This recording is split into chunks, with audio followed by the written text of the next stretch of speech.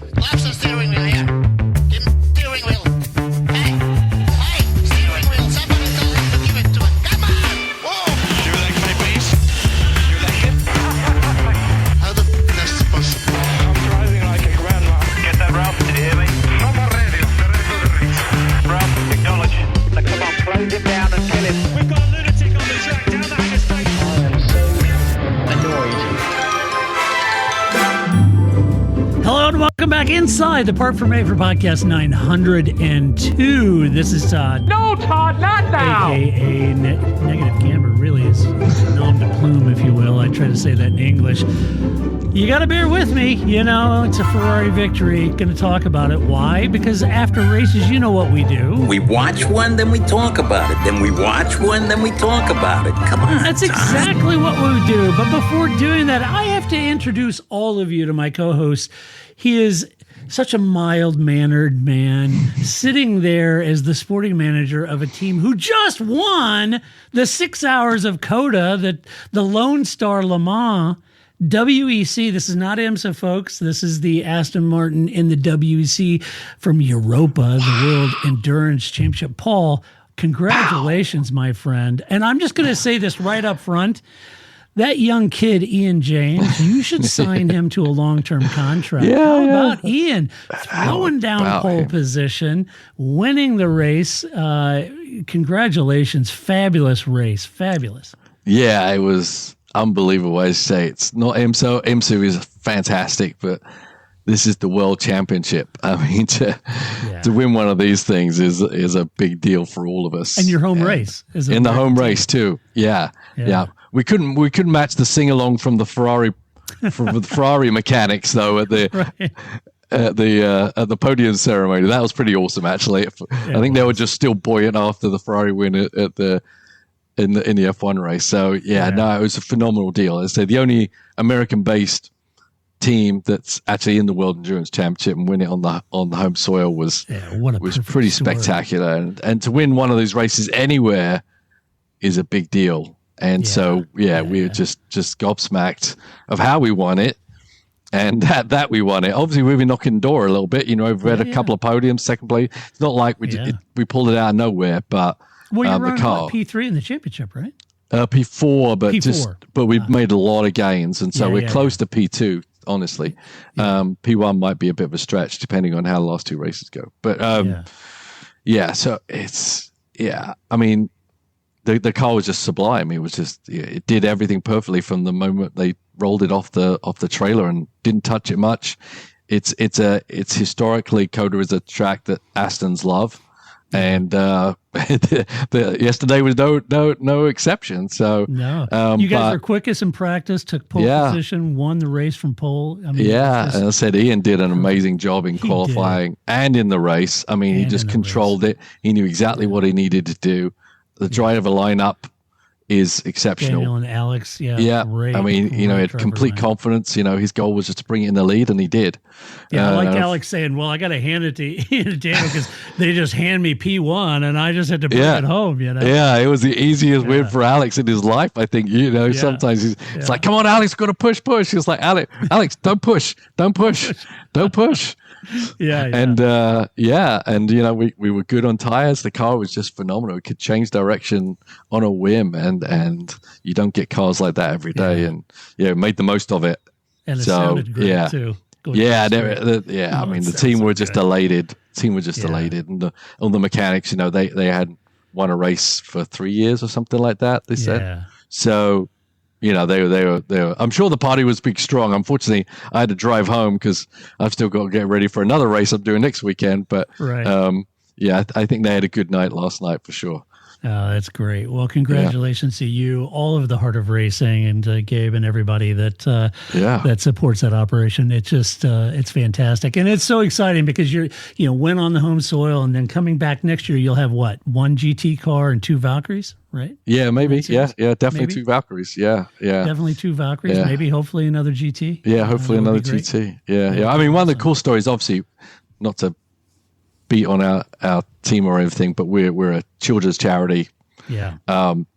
Really focused on on the heart and everything. And just so happened, Ian and Daniel were sitting there during the autograph signings, and two people walk up.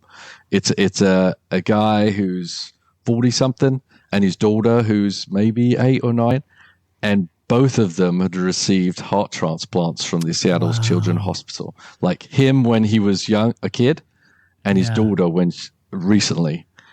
So, I mean, awesome. We love racing, we love winning, but we also love raising money for those charities. And that was just like a holy, it's like complete win off track.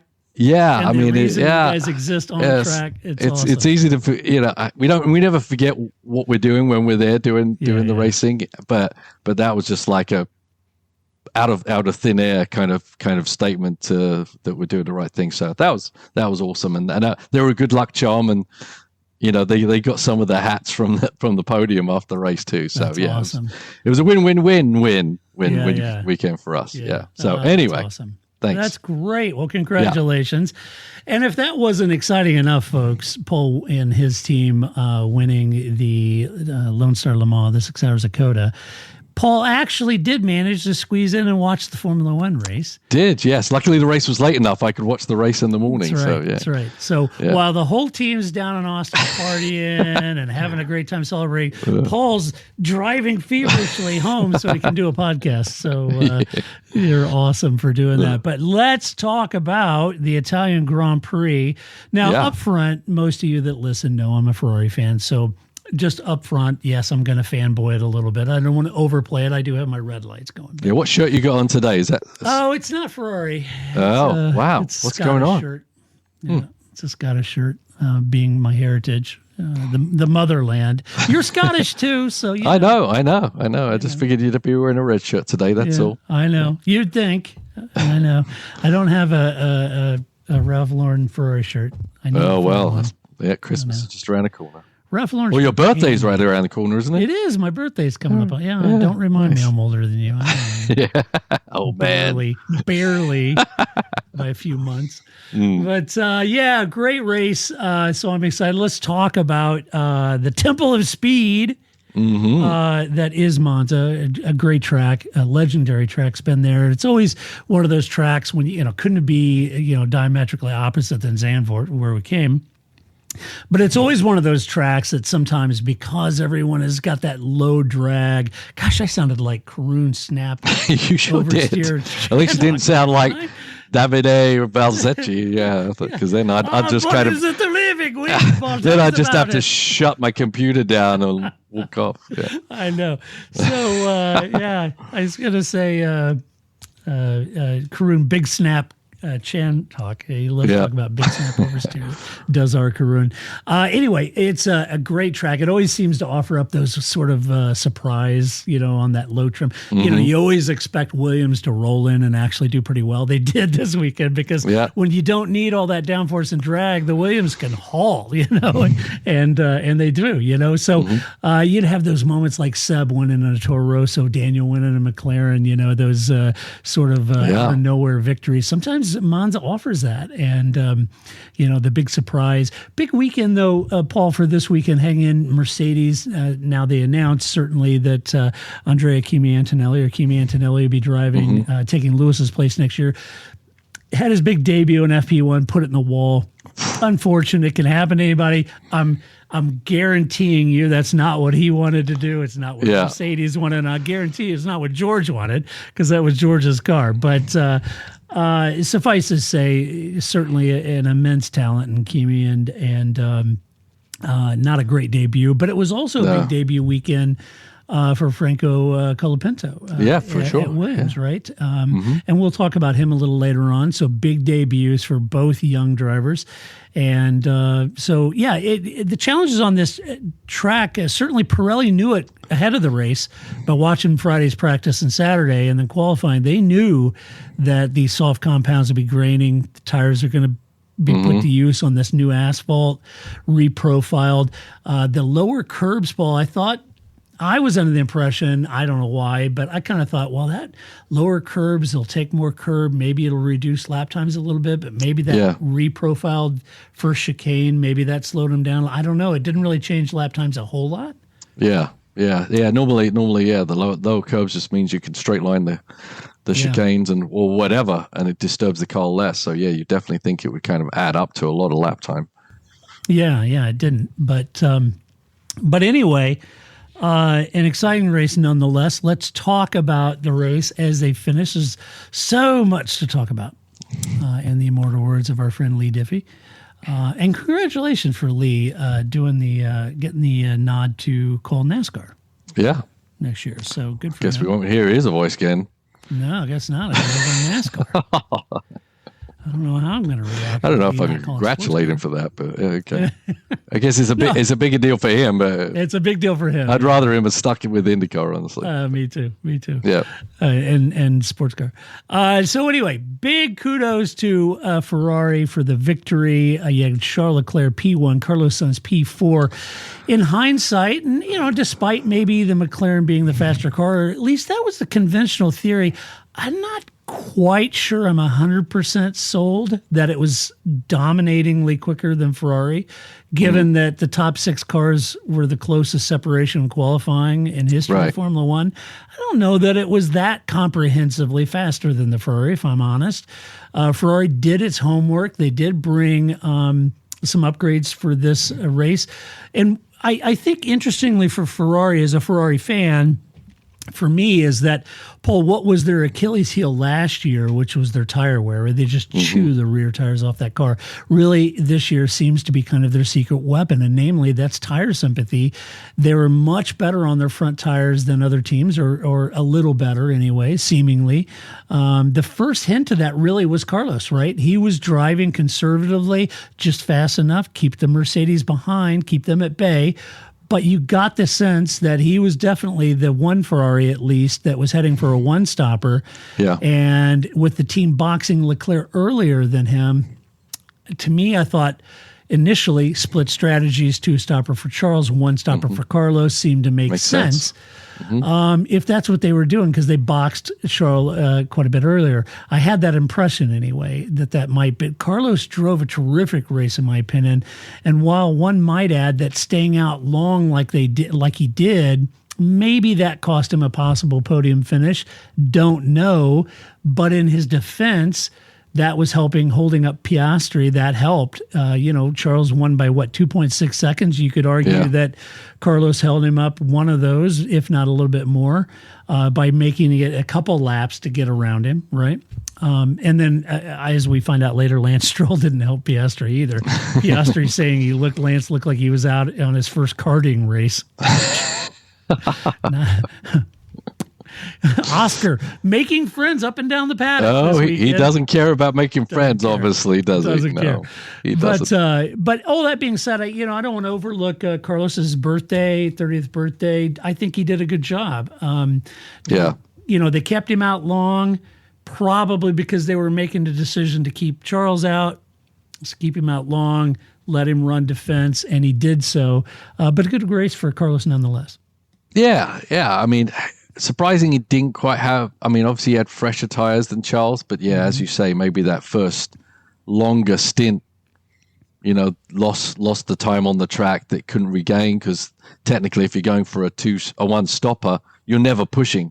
Yeah. Right. So you're always trying to keep something underneath you, and it's really hard to judge where that little extra tenth here or there is going to hurt you in the long stream there. So when you look at it on the books, you would think Carlos would have actually come out better, but obviously we found out different, and because Charles basically did a more terrifica job in the car when he was out there. Yeah. Well, speaking of, he stopped earlier than Carlos, and initially he was a bit flummoxed with the team because the undercut. He got undercut. I'm assuming at that point the team were heading to a one-stopper and the strategy. I wonder when they decided that. I don't think they really.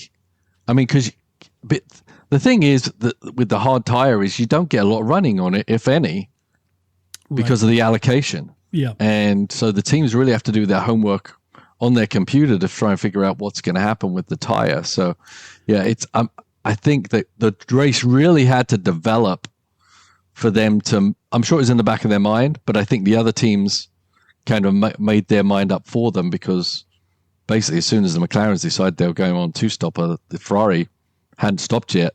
It was a foregone conclusion at that point. But as we've talked about many, many times before, you can't just get through half a stint and say, oh, start saving your tires. Yep. Right. It has to be something they'd spoken about before, and then see how the race develops, and they go, okay, we kind of followed that strategy, that we're going to stick with it now. So yeah, I agree with you. Yeah. I agree with you. I think in my mind, I think certainly they would have talked about it. They knew, I feel like Carlos was on a one-stopper. I feel like they were going to read the room, see how this worked out. But I think that McLaren intra-team battle gave Charles the ability to split the McLarens. Mm-hmm. And then once he split those McLarens, and although he got undercut, I think, to his credit, I think you've got to give... Well, I mean, ultimately the magic happened because, like Zandvoort, Charles managed to preserve his tires and make that one-stopper work with the help of Carlos, I think. I think you have to give Charles credit here, as McLaren's driver had both of them had the ability to feel if a one-stopper would work, and both said no. But I think Charles also had the patience to assess the tires that were coming back. He was going through that graining, and as the tread wears down, that graining went away. And I think he kind of felt it. And then at that moment, he had split the McLarens. So the McLaren, Oscar didn't have a tail gunner, or vice versa. And once he'd split them, and even though the undercut worked, I think his tires started to come back to him. He managed them to a rate. Enough, right? And felt like at that point, Charles, I think... I don't want to overplay this, but I think this is kind of a Charles magic thing here. Yeah, but I think you can feel it. As I was saying, it's like the team have to do the work on the tire, on the computers and brain trust and all that kind of stuff. Yeah. But this graining situation, it's not the first time this happens. Yep. And it shouldn't really be a surprise that a tire can come back from that situation. So I feel like some of the teams are a bit reactionary, a bit safe maybe.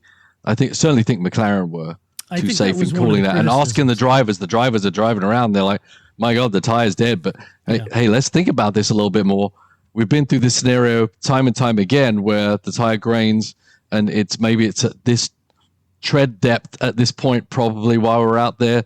Let's just get through it. I mean, I've raced cars with tires with the same thing, where you in shorter races, but you drive through a tire and you're like, oh my God, it's going off. Or you drive it for like 2 laps and it's sliding all over the place, and all of a sudden it comes back to life. I think in the days when I used to write pieces, I think I wrote a whole thing about tires where that's the case. They're an organic thing, and they're temperamental, and they change, and you've just got to get your head around it. And I think McLaren played it a bit safe. Asking the drivers, is that the right thing? Just to ask the drivers, because you're in the heat of competition. You're driving around.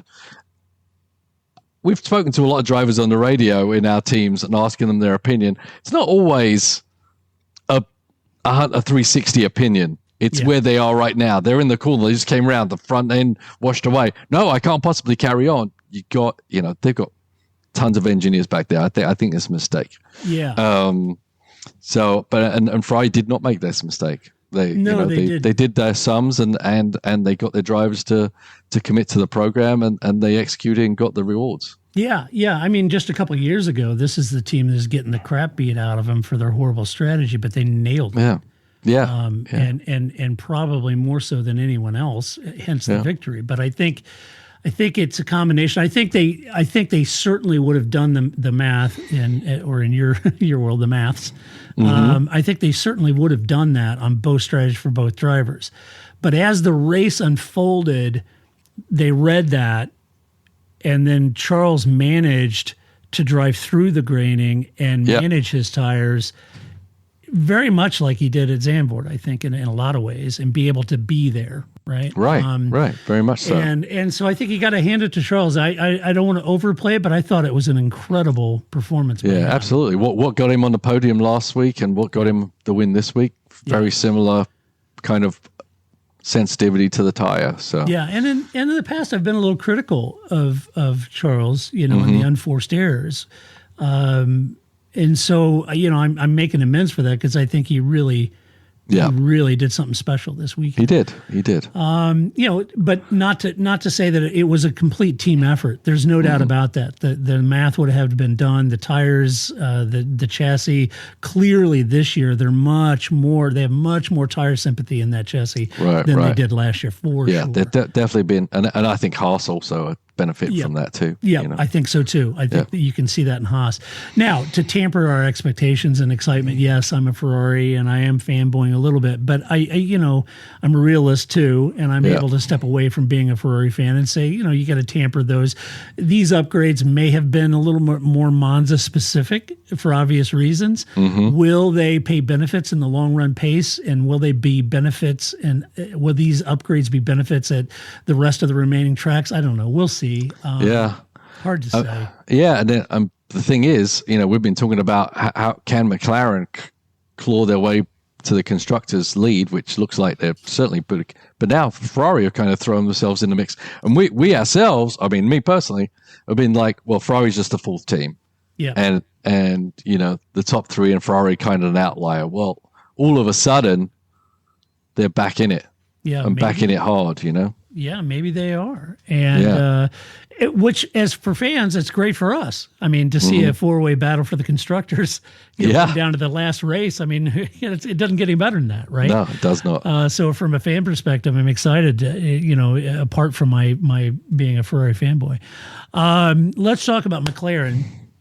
Well, before I go, there is something magic that you have to, whether you like Ferrari or Charles or not, you have to love Ferrari winning at Monza and that podium and the mass, biomass down the straight, and all singing the Italian national anthem. And it's just one of those moments in F1 that makes F1 so special. Yeah, I don't know if it's racing that's kind of got that, but that national anthem, because we heard it on at Coda when Ferrari won the prototype. Yeah.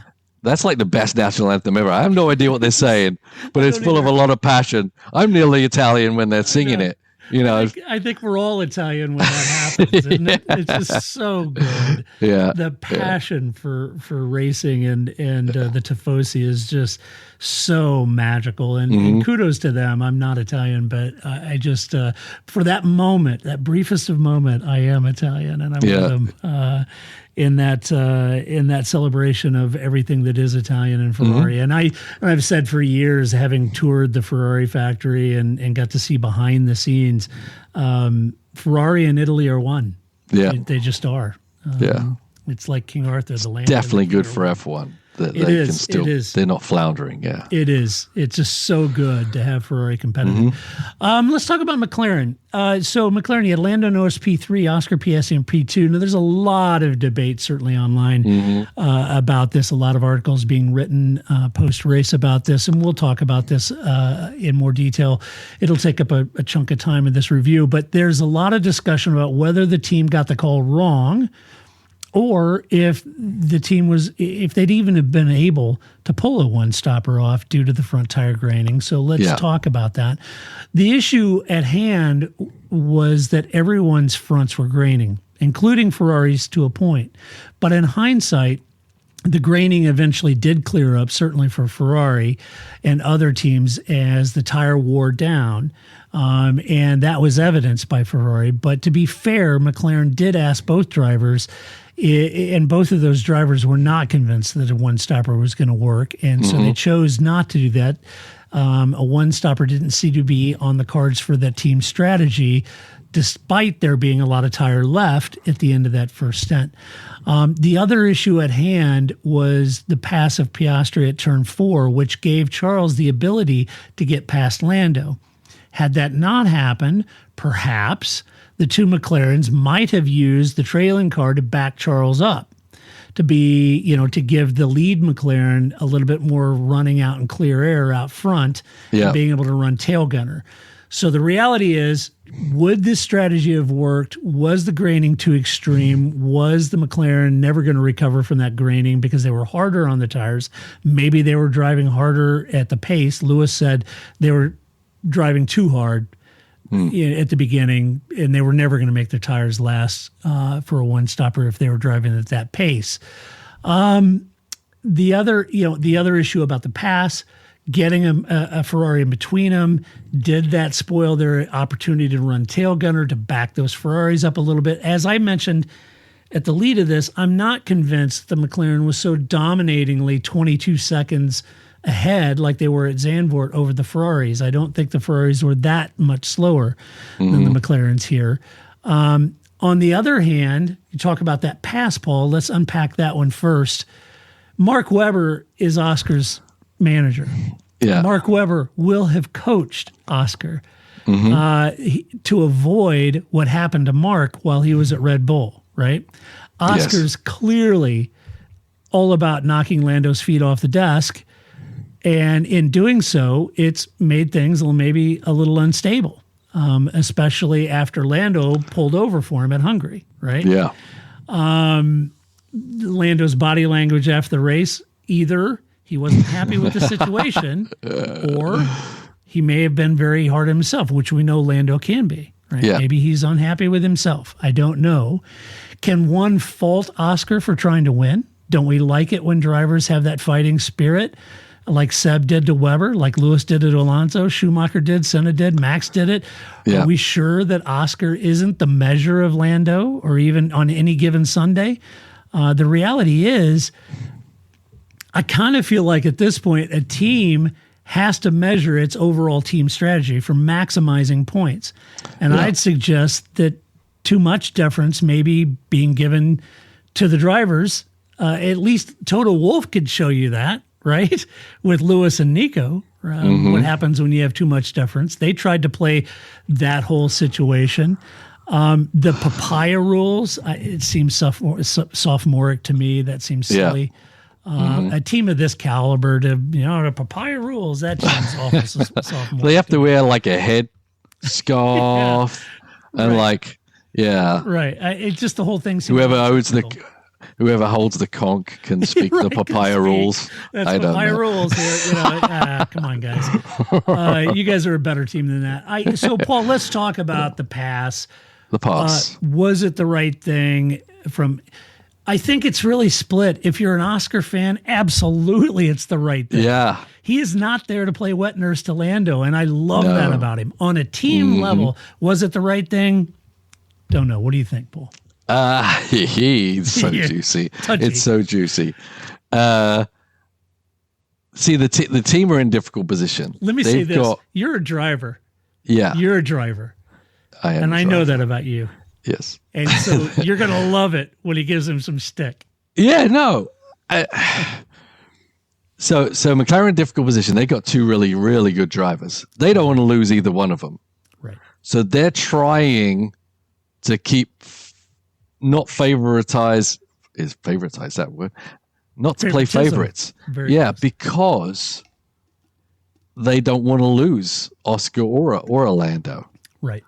And as we know, and we've spoken about it before, Oscar is not going to take it as a number two. He's very Schumacher-like to me. I mean, he's a very different guy to Schumacher, obviously, but his mindset right now is I want to be world champion. Yep. He's playing it very smart, but he's not laying over and letting Lando pull away. I mean, everyone's talking about Lando they need to give Lando the points because he can catch Verstappen in the points. You know what Oscar's thinking? I can freaking win the world championship this year. Well, I'm in a car that can win it. Oscar's not that far behind. Not Lando now. on the points. You know why? Not now because he hasn't let Lando by. Right. I mean, every point he beats Lando by is another point he's closer to Verstappen. Red Bull are vulnerable. Oscar knows that. Yep. Lando knows that. McLaren know that. Yep. And Oscar is not going to start this part of the season. There's a lot of points on the table, and Oscar wants all of them. Yep. And that's exactly what he's doing. And that's exactly what he should be doing. Yeah. Oscar's move was great. It was a fantastic pass. If you're a Lando fan, you hate that. Yeah, for sure. But honestly, if you're a McLaren or you're an Oscar fan, you should be like, that's pretty good shit right there. I mean, You know, he's not taking him out. He's not. No. He's not like pushing him off onto the grass. He's not Senna versus Prost where they're out to kill each other. He's playing it right where he's still staying within the box, but he's getting the result that Oscar wants, not necessarily that McLaren or Lando Norris's fans want. So nothing. That's exactly what he should do. If he wants to be a world champion from this year, even if not this year, next year. That's exactly the way he needs to drive. And that's exactly he's going to drive all year long.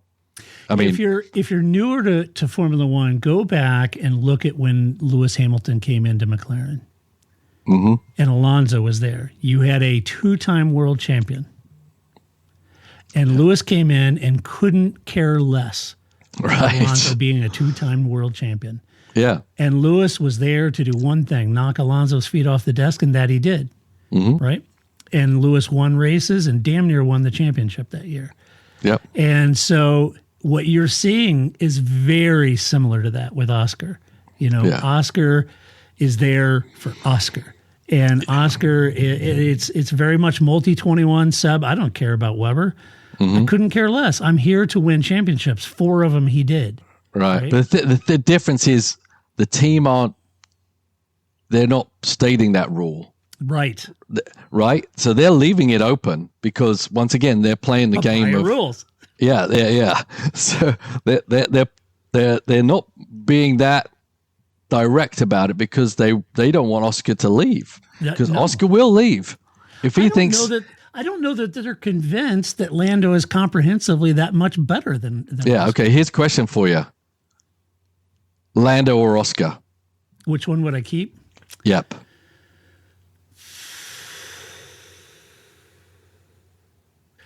I think Oscar is the full package. Mentally, physically, I think he's the full package. He's only been a couple years and he's winning, right? Yeah. And if that, it'd be hard not to pass that up. As a brilliantly fast driver who happens to also be a marketing juggernaut, Lando. Yeah, because Oscar is not a marketing juggernaut. No. He doesn't care less about that either. Care. Right. Yeah. If you want the full package that fans love, the Lewis Hamilton, Lewis had the entire British public behind him, right? Yeah. That's Lando. Yeah. People love Lando. And I love Lando. Yeah. Lando's awesome. And honestly, on his day, phenomenal, right? Phenomenal driver, and he'll beat Oscar Oscar on his day. Oh, he has, obviously. He has. It's but close. Oscar is something special. Yes, and he's got that lion spirit in him that I loved about Schumacher. The press didn't like Schumacher. The public, wasn't that crazy about Schumacher, but he was there to win titles. Yeah, and other similarities. Okay, let's look back. Schumacher, he's driving the Jordan, one race. Eddie's got him on a contract or something, says he does. And he gives him the middle. He gets the option to go to Benson, he's off. Gone. Oscar Piastri, he was signed to be, an Alpine driver. He got an offer from McLaren. Off. I don't care what the money, I'm off. I'm going where I could be more successful. That's exactly and he's going to keep doing that because he's got a one set mind, which is to be a world champion. I'm sure he will be. Now let me flip this on you though. Yeah. So I agree with you, and this I've said it 1,000 times. This is what I loved about Schumacher. It's what I loved about Lewis. It's what I loved about Seb. Senna, same thing. Walking into Prost's team. Oh yeah, right.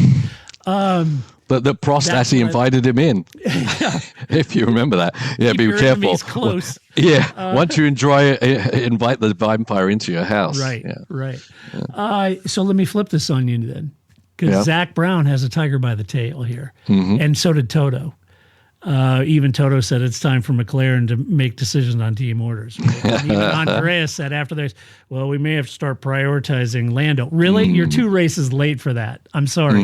Hungary should have been prioritized for Lando, and so should this have race, and you didn't do it.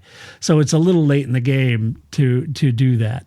But as a team boss, do you think it was the right call? They could have made they could have asked him to let Lando on the last lap. No, because I don't want Oscar to leave. Yeah. Is it the right call for the team and for Lando? Yes. But in the long scheme, and I'm not sure they can keep this going, but they want to keep it going, right? If I'm Zach, I'm like, I want these two to keep driving, but I can see that not really being a possibility in maybe the near future. I don't know. It may not be. And if somebody like Max did go to Mercedes, Lando could look elsewhere if he doesn't feel like he's number one. I will say on the team side of this, I just fall back. The money comes from Constructors championships. Mm-hmm. No matter what they did, they maximized their points that they were on offer this weekend. Now they've been great to a degree. They could have possibly won it had that pass not happened and Lando backed Charles up. They could have had 1-2.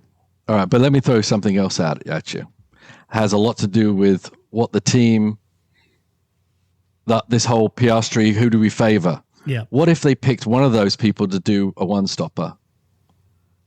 Then what happens within the team? I really think the reason they both stopped was because they didn't want to show a different strategy and favoritism to one or the other driver.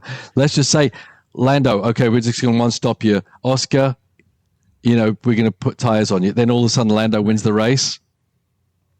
I mean, they're in a rock and a hard place right now. And I honestly think that's why they didn't split the strategy. Yeah. Was because of the inter-team rivalry rather than ultimately, and they're hoping to God that they could catch that Ferrari. Yeah. But they couldn't. And so they lost the race. Yeah. But it's all kind of rolling downhill, honestly, it's, in my mind. It's a really tough time for McLaren in that sense. You've got two potential world champions.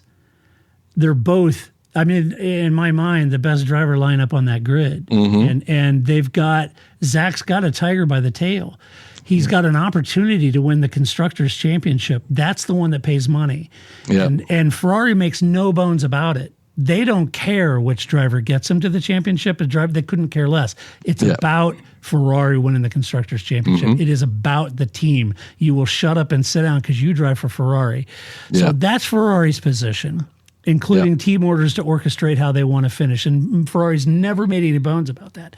But Mercedes tried the papaya rules, if you will, with Nico and Lewis. That didn't pan out well. Toto knows that. Zach is faced with the exact situation, right? Yeah, the only way they can Max make is it in charge at Red Bull. Period. Yeah, the only way they can do it is literally cut the team. Yeah. You don't have your strategy meetings together. You don't know each other's strategy. That's pro-Senna era. Yeah, exactly. Which is, but that's the only way that. Otherwise, it's a political nightmare for Zach. It is. It's going to be very, very difficult to see how they turn that around. Yeah. And how they manage it. I don't know. I mean, Zach. Zach. He's a friend of yours. Zach is a wickedly smart guy. I've interviewed him several times. He's a delightful guy. Hopefully he can figure it out. Yeah, it's a tough thing. I mean, I was saying it this weekend. I'm like, Zach's never been in this position. He's a very smart guy. He is a very smart guy. He's marketing, hiring the right people. He's a genius.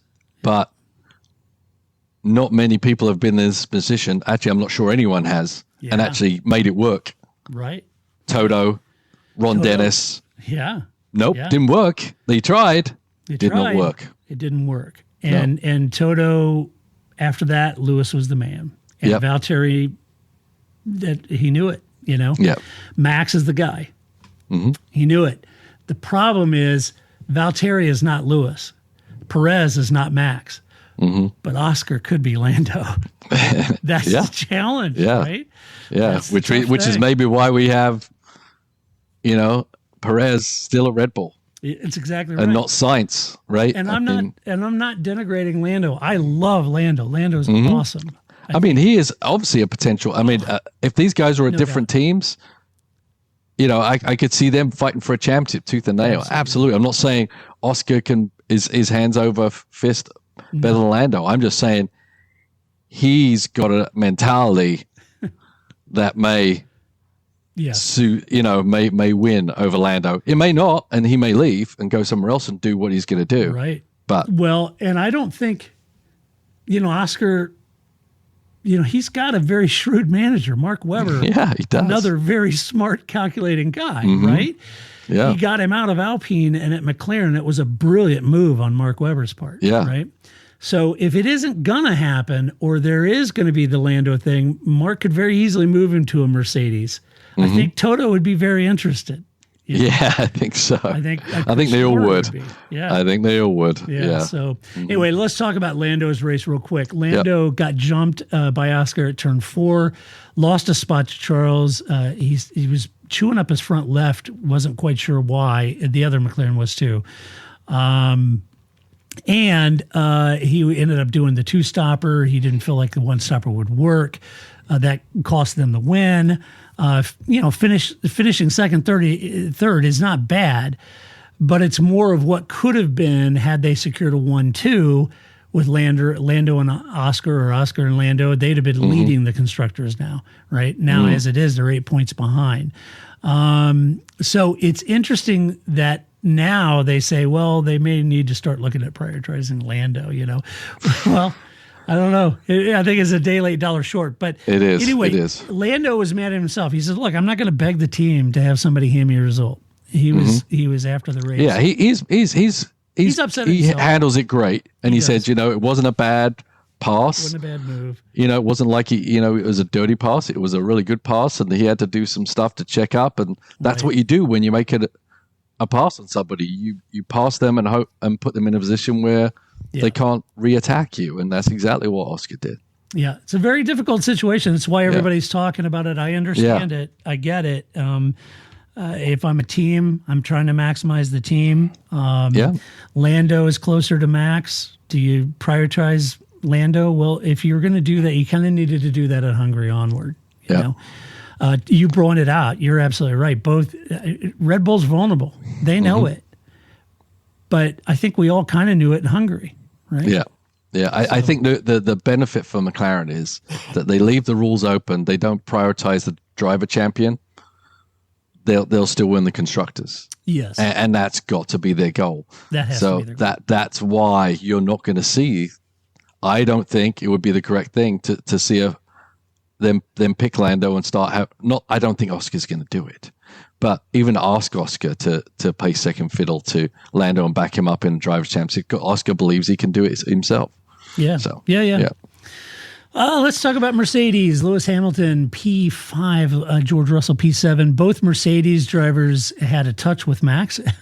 Both of them tapped Max. But George's damage to his front wing at turn 1 made life a hell of a lot more difficult for him at Monza. Rejoining, he came back on track in 7th. Had to try to recover from there. Had to make that early pit stop for a new wing, long stop. That left him basically battling with Sergio Perez for most of the race. Finishing back up in P7. Not great, but, what do you expect having to have that slow stop, new wing, all of that good stuff? Right. It is what it is for George. Yep, for Which sure. is a shame because he qualified really well. Yeah, it was. But that was just... once you're that far back with the pace as close as everyone was, you just it's just a damage limitation at that point. And I think pretty much that was the ideal thing you could pull out of that at that point.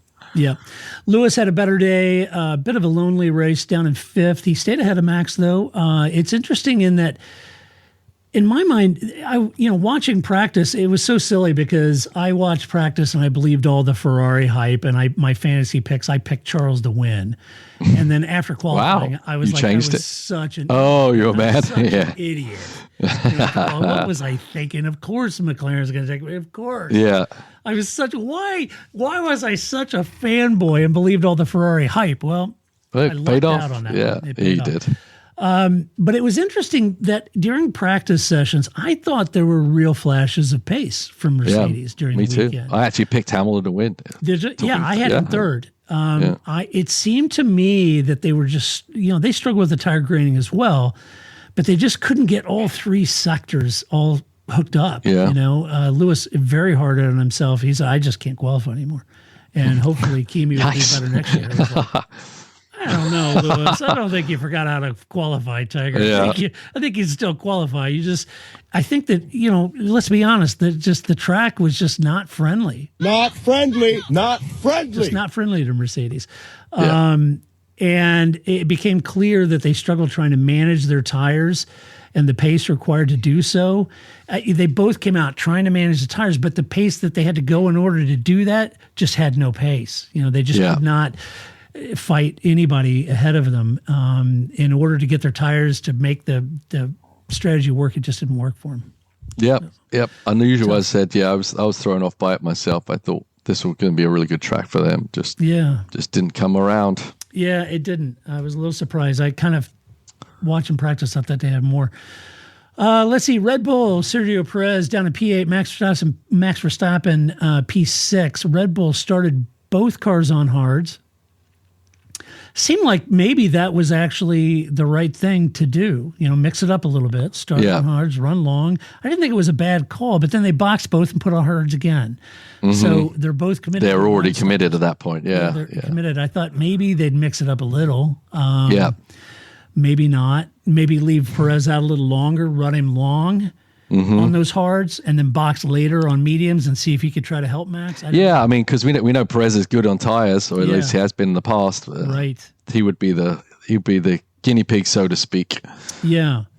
Unfortunately, it didn't. It didn't work. And then Max had those uncharacteristic slow pit stops, not very Red Bull-esque at all. Was not able to jump Lewis. That left him down in 6th, and then he was under threat really from George late in the race. Yeah. So Max, he wasn't critical of the team. He just said, we have a hell of a lot of work to do.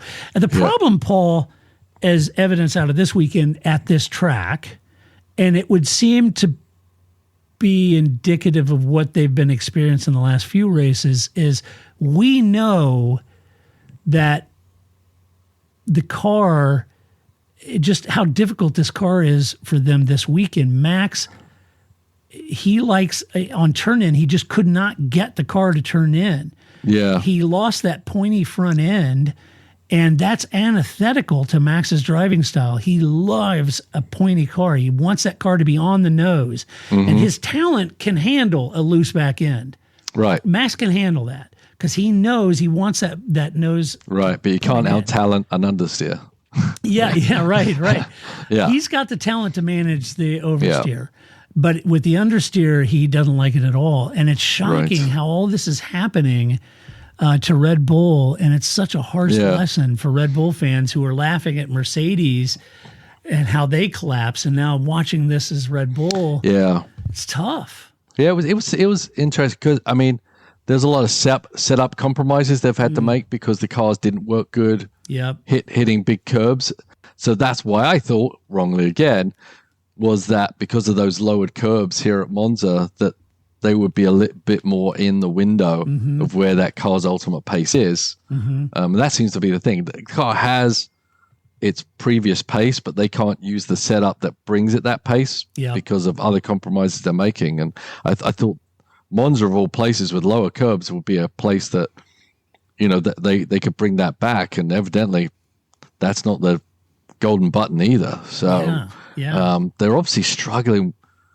Once one thing goes wrong, maybe it takes energy from a different department and they're working to solve that issue, and other departments are falling foul. I don't know. There's a lot of turmoil with a lot of people changing positions in there. Maybe it's to do with their CFD wind tunnel stuff that got taken away from. I don't know. But obviously they're definitely on a downhill slide. They've got a car that can be fast, but they just can't set it up to maximize it. So got a lot of work to do. I would agree. Yeah, they do. Yeah. Let's see. Williams, of all people, Alex Albon. Yes, the team Williams. Alex Albon, P9, and debutant Franco Colapinto. Everybody in Argentina go crazy. Yes, Argentina back on the grid. Good for them. The Williams always looks better when it's trimmed out for low drag. It just does. It's a fast car when it's low drag, and Alex made the most of that, finishing in P9 this weekend. A very good drive. Alex is a little critical of the team, though. They were telling him, no, don't worry about trying to get around Magnussen because he's got a penalty come up, and he accused him of lacking ambition. You know? Yeah. Wow. Go get him, Alex. You tell him. Are we not here to race? Come on, man. I love that about Alex. Again, one of the most underrated drivers in my opinion. Oh, absolutely, for sure. I think Alex is the real thing, Yeah. man. He spent way too much time in a very mediocre car right now. He has way too much time. I really like Alex, but it was a good race for him getting other points. And honestly, for Franco's standpoint, I think he did a good job. Is his debut weekend? What was his mission? What was he supposed to do? Not crash. Yeah. And finish strong, and he did in P12. Yeah. The question is, I don't think Logan would have finished P12 this weekend. Yeah, I don't think they're losing much. I said it last time. It was like Logan. He's not even close to the best Logan can be at that point. Just mentally destroyed. So just kept sliding backwards. Honestly, but now you got a fresh face in there with all the ambition and the future wide at the front. You know, and did a good job. Yeah, I mean he didn't finish in the points. You know, but he's not Ollie Behrman, but he's also not in a Ferrari. So. Right. I think it was very commendable. He had a couple of moments and he caught them and didn't crash and kept it going. The second Lesmo got a little hairy out there. Yeah. Well, that's always pretty hairy. And even for the best of them. So I think all round we know the ideology for Williams right now has to be focus on a certain few tracks and set the car up for aerodynamic efficiency. And this is one of those tracks and it paid dividends. And I think it was a good place for him to debut, actually. You know, it's not super complicated. The setup's going to be pretty consistent. You know, there's only a few turns to Monza, quite honestly. So I couldn't think of a better place for a driver to debut, get the feet wet, because when the next race can be a little more tricky. Yeah, for sure. Yeah. And, maybe James, if James Vowles doesn't think Mick Schumacher is very special, maybe Franco is, James. We'll see. Yeah. Haas F1, Nico Hulkenberg down to P17, Kevin Magnussen to P10. Tough day for Nico. Collided with both RB cars. Yeah. The first one was Daniel hitting him. And then he hit Yuki. That got him a 10-second penalty, dropped him straight down to the back of the grid, and then he couldn't recover from there. Yeah. So tough. I wonder if, by looking at that move, I wondered if he thought that was Daniel. A little retaliation pass, honestly. It was pretty low percentage right there. Yeah, he dove down, didn't he? It felt like it was like, I'll get him. You do this to me, I'll get that. And looking at Daniel's mistake there on Hulkenberg, sadly, didn't that look very similar to what he did at Suzuka? Yeah. Just kind of wandering over and driving someone into the barrier. At Suzuka, he drove himself into the barriers too, but it's weird. He checks Dan's peripheral? It's like one of those dog collars. It's like he's got on. Yeah, got maybe. The cone of shame on. Yeah, right. I can just see what's right in front of me. Yeah. Where's my paw? Noor. Is it no in Australian? Noor. Okay, so let's see. Kevin had a tough day too. Yes, he did. He had that touch with Pierre Gasly that gained him a 10-second penalty, but on 39-lap old tires, he managed to stretch out his pace to negate that 10-second penalty, finished 10th for a point. Unfortunately, that's 12 points on his driver's license. Yeah, 1 point in the championship and 2 points in your license. Boom! Out for Baku. Yeah. So that's going to be great news for Ollie Behrman. Mm-hmm. I presume. That hasn't been announced yet, but I think that's a foregone conclusion. Does Kevin have a point, though? He said it's ridiculous. Both cars missed the corner. We lightly touched. It didn't damage either car. Yeah. I don't know. I went back and looked at it, and I thought, he's got a point there. I mean, even Gasly said he didn't think it was legit. They missed the apex, and both touched. Yeah.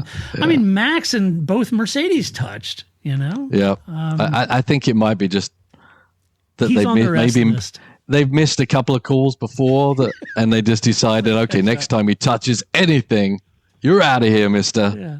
You got everybody everywhere making it. It's okay. You screwed up on Magnus and this, past that. So if they see anything, and I mean anything from Magnussen. Put him down. Yeah. Poor Kevin. I didn't really Poor think Kevin. it was called for. No. Last year in Formula One too, but Yeah, F1's like, out of the hell with him. He's out of Formula One after this. Yeah, it's unfortunately.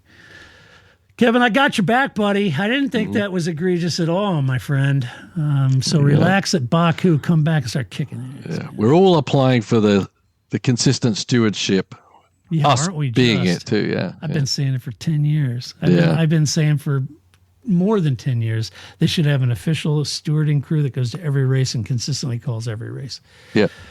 This whole FIA grease the hands of the car clubs and have guest stewards and all that kind of crap. That should stop.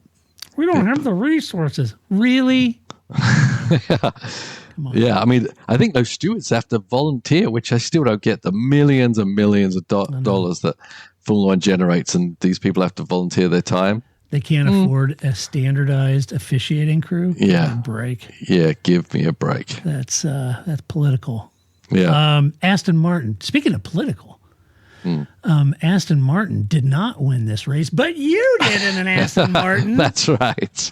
That's right, Aston Martin. Not winning in F1, but where are you winning? Heart of Racing. Heart of Racing. That's it. Come on, Lawrence. Buck up. Yeah. He yeah. is. We didn't even get like a cake or anything. Lawrence needs to send you personally a Harry and David fruit basket over the He holidays. should. He should. He's good for it. Come on. Well, he is sending you 2 Valkyries. That is true. I guess it's okay. That is kind of nice. It's all right, Lawrence. Yeah. Get the Harry and David idea. That's okay. We'll just keep the Valkyries. We'll keep the Valkyries. That's good. Designed by you know who. Yes, we do. Mr. Adrian Newey. Newey. Rumors he's Yeah. going to Aston Martin. Anyway, Lance Stroll down Yeah. to P19. You haven't heard anything on Newey to Aston Martin, have you? I can't say anything. You can't say anything. Okay. Fernando Alonso down at P11. Alonso missed out on 10th place by 0.193 seconds. You know that's got to burn Alonso. Burn. Yes. Yeah. How much? He does. He's not liking his lot in life right now, is he? How much longer is he going to put up with this? I don't know. Here's the problem. Truth be known, if Alonso was in a McLaren now, a Ferrari now, Mercedes, he'd be in amongst it. Oh, He is still absolutely. Of that course he would. amazing as a driver. And it's He a is. shame we don't get to see it. Yep. So, yeah. It is. Well, he did a 2-stopper. Lance did a 3-stopper. How about that? If Go you Lance. thought the 2-stopper was slow, that 3-stopper, really that's stinks. the deal. That's the ticket. That'll get Yeah. you to the end. That'll get you in the points. Nah, he did a 3-stopper because they were hoping to nab the fastest lap late, and that didn't work. Not really sure where Lance's head was. Alonso was damn near in the points, and he's at the very dead last. Yeah. I don't know what's going on there. I don't know. I mean, either. All right, Lance, dig deep, buddy. Baku's coming up. Dig deep. Baku's coming up. He's done well there before. He's done well there before. He nearly It's a won that straight race, didn't he? did. Yeah. So dig deep, buddy. Jump back in the game. You got this. You got this, Lance. You got it, buddy. RB, Daniel Ricciardo, P13, Yuki Tsunoda, a DNF, which stands for did not finish. Really, I was expecting more from RB this weekend. I really was. I thought they'd do better. I thought they'd be nipping at the points. I mean, P13, but I kind of felt like they'd be nipping at the points here. It's a tough race for They RB. seem a bit lost. I think they're suffering. You know, if Red Bull's suffering and can't win races, then RB, you know, there's a lot of similarities in the cars. Yeah. You know, they're going to be struggling too. Yep, tough home race for the crew. I was hoping Dan might make it in the points. He didn't. Yuki got punted on by Nico, had to retire the car. Dan hit Nico as a retaliation. You hit Yuki? No, Don't mess with my Yuki. don't mess with a Yuki. Yeah. So Dan hit Nico, got 5-second penalty. But here's the problem. Dan came in to serve the penalty, and I posted a TikTok on it, and the mechanic touched the front wing. Penalty, can't touch the car. Got a 10-second penalty for that. Not Dan's fault. You know where that guy is now? Still walking home. I thought you were going to stay out in the Vegas desert somewhere. You don't do that to Helmut Marko's team, buddy. No, you do not. No, it was unfortunate. He knew it as soon as he touched it. He was like, ah. His habit. It's tough. Yeah. Anyway, unfortunate. Alpine, speaking of unfortunate, Pierre Gasly, P15, Esteban Ocon, P14. Now, Pierre was struggling with a brake issue. They said it sort of manifests itself in qualifying. They thought they got on top of it, then it showed up in the race. So because of that, he was slower. He let Ocon past him at the beginning. Pierre said the car was bouncing a lot, and he had absolutely no grip. So he ends up down P15. He did get, had that touch with Kevin.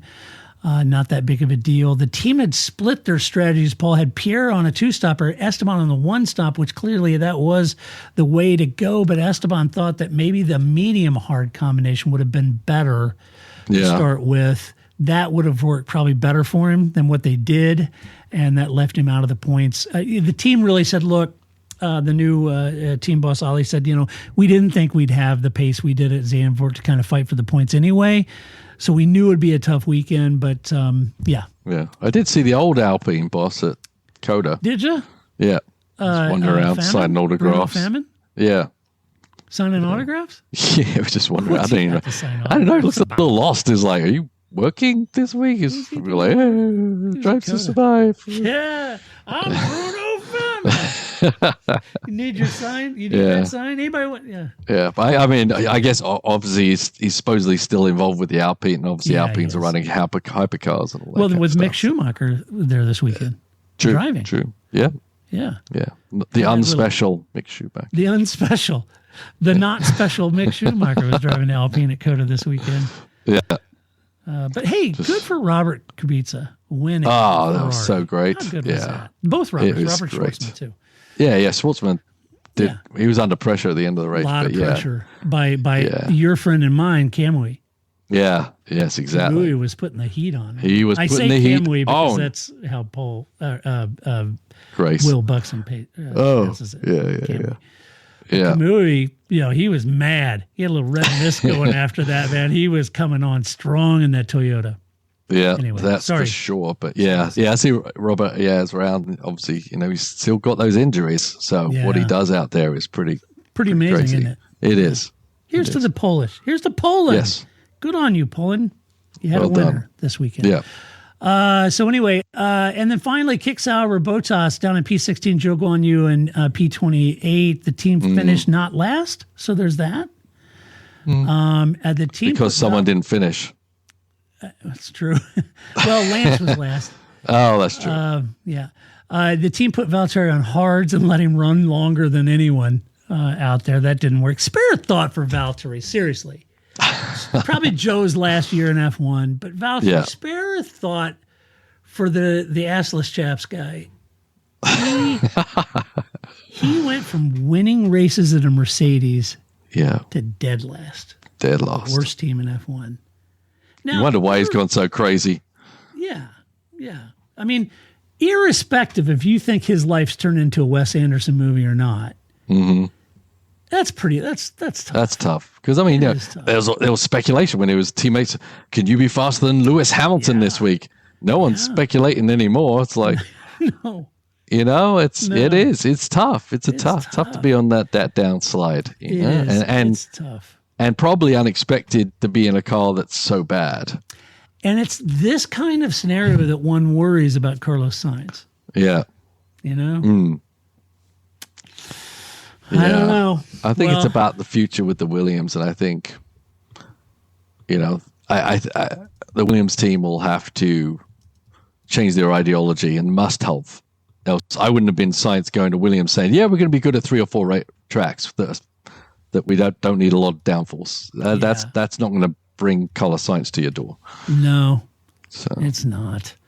All right. Well, that does it. Let us know what you think of the teams, and let us know, importantly, what should McLaren do? Yes. If you were sitting there like Grima Wormtongue with Zach, whispering in his ear, what would you tell Zach to do? That might be interesting. All right, let's do some awards. Yeah, okay. Want to? Okay, sure. Let's do Mover of the Race. Get in there, Lewis. Lewis just can't qualify anymore, Paul. I'm sorry. I'm not picking him for pole anymore. Yeah. I think Ted said in the race notebook to Fred Vasseur, Lewis said he can't qualify. Is that concerning to you? It's a legit question, Ted. It is a legit question. If you just told the whole world you forgot how to qualify and you can't qualify for crap anymore, and hopefully Kimi will do better than you next year for Mercedes, I'm thinking, dude, don't say that. You're going to Ferrari. Tifosi doesn't want to hear that. They're so excited. Yeah, Tifosi want to hear that you're a maniac qualifier. Yeah, it's kind of like, you're going to, oh my God, who's going to play this week? We got the Rolling Stones playing it at our bar. Are you kidding me? Yeah, but they're not going to play any of their good songs. They're not going to play the good stuff. They can't do those anymore. They're going to play cover tunes. Cover tunes. You know what I say about the Stones? It's the world's best garage band. Yeah, absolutely. Not the Who. Is not the best garage band? No, the Who is not a garage band. The Who is awesome. Stadium band. Yes. Also the Stones. Stadium. Yes. All right, move of the race. Who'd you have? I got it on Oscar for the first lap. There was a couple of good moves I was there, but we see your allegiance lies. Well, I think I kind of laid that one out there, but we love Aussies, don't we? We do. I think he's special, but I think the move was great, and he pulled it off cleanly, even though people are upset that he didn't allow Lando, and maybe he wasn't the best thing for Lando, but Oscar's doing the best thing for Oscar without, taking his team car out. So I thought it was a great move. Yep. It was. My move of the race, Ferrari's one stopper with Charles. Yep. So that would be the other one. Great move. Great. You knew I was going to say that. I did. That's why I went with the other one. Just look behind me. That's a Ferrari. Mm-hmm. Bias. You're biased. I am. Hey, look, the last 5 years, no one can accuse me of being a biased fanboy. I've been harder on Ferrari than most. Let's see. Next up is our favorite donkey of the war. Donkey of the race. Sorry. Oh, we'll do it right. Paul, who'd you have? Donkey of the race. This is tough because I'm not going to beat up on McLaren too much for their strategy and stuff like that. I'm just going to give it. I'm going to take the easy target. I'm going to give it to Sauber again, just for literally being an F2 team in Formula One. I don't know what to say about them. I know. But they're just, it's sad. I was going to give it to Lance for trundling around last.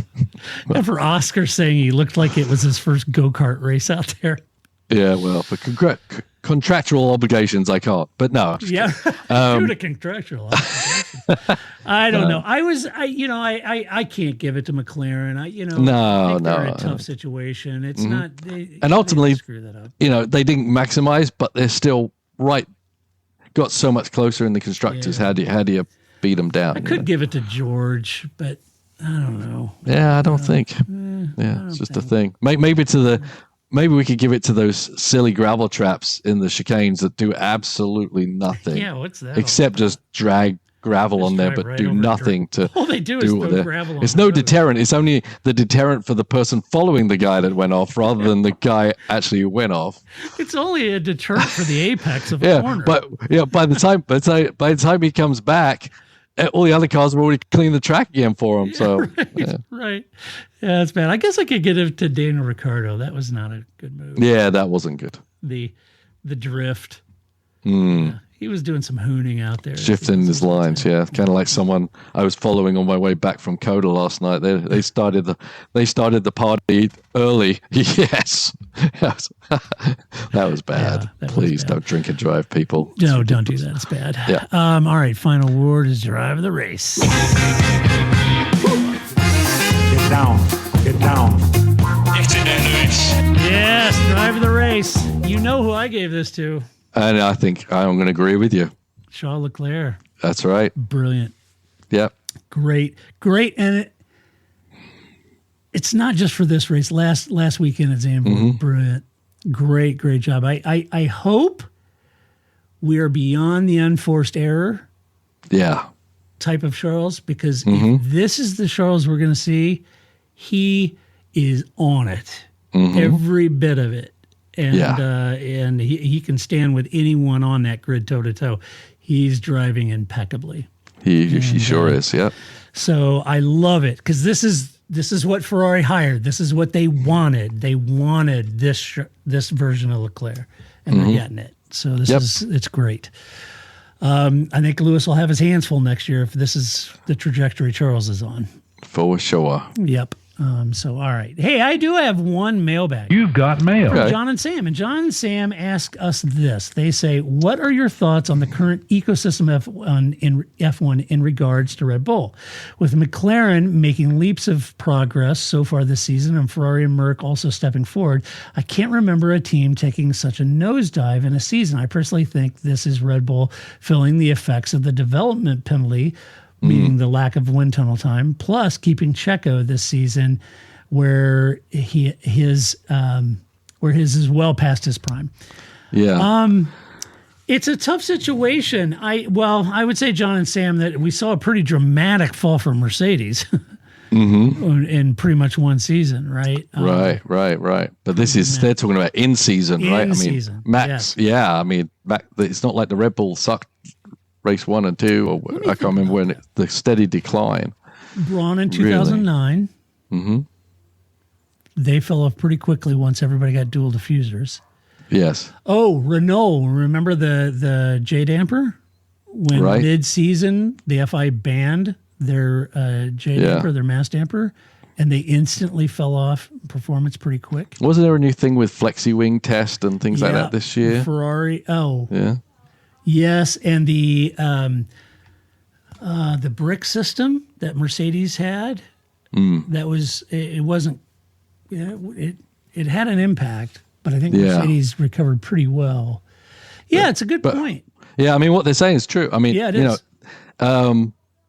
Because you can design a car to work perfectly in a wind tunnel, at a certain attitude, but you also have to design a car that can work when things aren't perfect. Yeah, right. And unless you're allowed to go through all those parameters, you may not find those little black holes that all of a sudden the car can't work. Mercedes had it with their bouncing car for a long time until they solved it. They knew where the car should be to maximize it. They just couldn't get it to that point. It seems like that's what Red Bull are at right now. Yeah. That they know where the car will work. They just can't get it to that point because of all the, Yeah, Christian said they're like in this vicious cycle.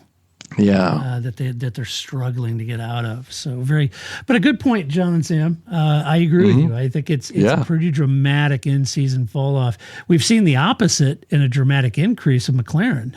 You're right. Absolutely. Yeah. That was amazing. So anyway, good point. All right. Well, that does it for this podcast. Paul, thank you so much. I know you're just celebrating your win 24 hours ago, and to make it back to the podcast, really appreciate it. We have a couple weeks off, so we'll be back with Grace next weekend. We got Baku, Azerbaijan coming up. That's always an interesting one. Sure do. Fun. Yes. Coming up. And a big shout out to Mark Marquez for the win in Aragon. Well done, Mark. Well done. Well done, sir. Mark Marquez. Apparently not.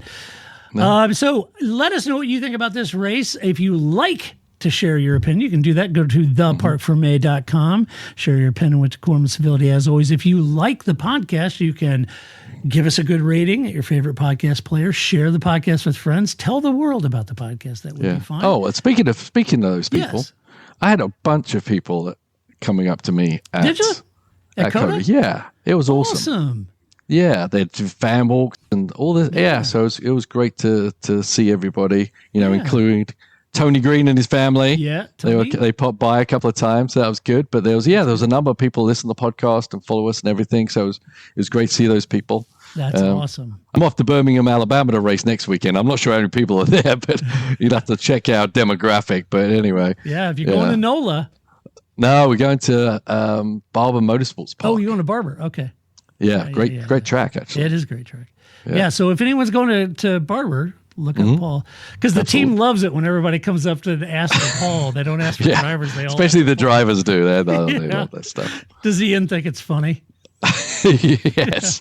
Nobody's asking Ian, where's Ian? They're asking, where's Paul? Yeah. That's funny. It is funny. I don't know. After this past weekend, maybe they'll start looking for Ian. They should. I know. It'd be great. Anyway, thank you so much for all the listeners that go to the IMSA race and WEC race and everything and support that racing too, because that's Paul's heart. And Any support you guys do is great. If you would like to support this podcast, a huge thank you to those that have signed up this past weekend. Yay. Several people drop out over the last few weeks, and a lot of you came in and signed up as a Patreon supporter and said, hey, Todd, I heard that you lost some supporters and thought it was about time. I've been enjoying the podcast for a long time and just thought I would come on and support. So huge, very, very, very Nice. grateful to you guys for doing that. So if you would like to support that, you can go to our website, theparkforme.com. There's a couple links at the right-hand side and at the bottom. You can do that. And until next weekend, when I go find Grace and we get in here and we let Grace talk about the MotoGP race, and we let Grace explain herself and her McLaren fandom and what she thinks. Who would she choose? That's Who the would she question. choose? I think That I is the know, but question. I think I know, but I think it's Lando. But we'll ask her. I'll put her on the spot. She's good for it, and we'll go from there. But until that time, this is Todd, aka Negative Camera, saying so long. That's it, man. Game over, man. Game over. Don't I feel I got to prove